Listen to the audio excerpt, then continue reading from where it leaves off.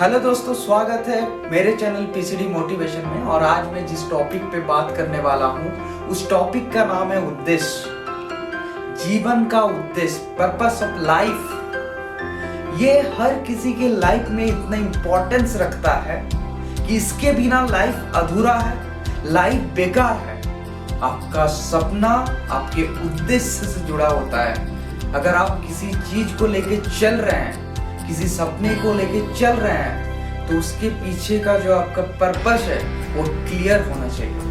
अगर आपका purpose clear नहीं है आपकी लाइफ को लेके, तो आपका सपना भी बेकार है। तो इम्पोर्टेंस क्या है पर्पस के लिए, लाइफ के लिए, ये आपके उद्देश्य से जुड़ा होता है। आपका सपना क्या होगा, आपका सपना कैसे सक्सेस होगा, ये आपका रास्ता से ज्यादा आपका इंटेंस बताता है।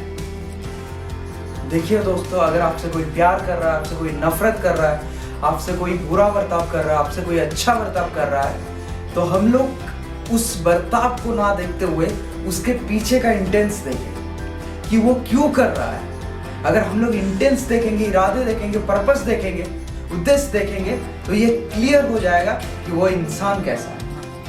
इंसान को पहचानने के लिए उसका उद्देश्य, उसका पर्पस, उसका इंटेंस देखना बहुत जरूरी है दोस्तों। अगर ये चीज देखते हैं तो आप कभी भी धोखा नहीं खाएंगे। क्या दोस्तों, मुझे एक चीज बताइए, किसी एक चीज पे निर्भर हो जाना आपके जीवन का उद्देश्य होगा या होना चाहिए?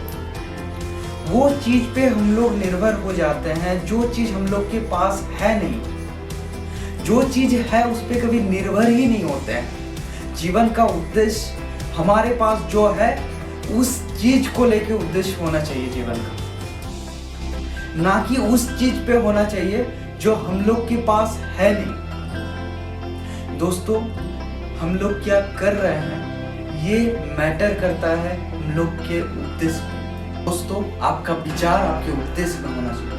आपका उद्देश्य आने वाले जनरेशन में क्या प्रभाव डालेगी, ये आपका उद्देश्य होना चाहिए। आपका उद्देश्य मानवता के लिए क्या करेगी, यह आपका उद्देश्य होना चाहिए। दोस्तों, आपका सपना आपका उद्देश्य होना चाहिए। अगर आपका उद्देश्य चाहिए, आपका पर्पस चाहिए, तो आप आने वाले फ्यूचर को आपके उद्देश्य पे निर्भर रहिए। दोस्तों, इसी के साथ कहना चाहूँगा कि आप अपना उद्देश्य बनाइए। आपका उद्देश्य हमेशा पॉजिटिव होना चाहिए, ना कि नेगेटिव। आपका लाइफ ही आपका उद्देश्य होना चाहिए और आपका उद्देश्य आपको श्रेष्ठ बनाता है दोस्तों। इसीलिए किताब के 3 अध्याय के 21वें नंबर श्लोक पे कहा गया है, यद यद चारति श्रेष्ठत्व देवेत्रो जन सहित प्रमाणम कुरुते लोकस्त अनुवर्तते। जब आप श्रेष्ठ बन जाते हो और आप जैसा आचरण करते हो, दूसरे लोग भी उस आचरण को अपनाते हैं और समाज में मानवता फैलती है। आप जो करते हो उसी को अपनाते हैं।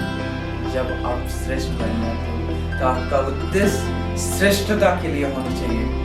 आपका श्रेष्ठता, आपका विचार होना चाहिए और आपका विचार दुनिया के लिए मानवता होनी चाहिए। दोस्तों, इसी के साथ कहना चाहूँगा, एक उद्देश्य बनाइए लाइफ में, उद्देश्य को लेके चलिए और कुछ मानवता के लिए कीजिए, कुछ श्रेष्ठता के लिए कीजिए और कुछ आने वाले समय के लिए कीजिए। मिलते हैं दोस्तों अगले वीडियो में। इसी के साथ आप लोग का धन्यवाद।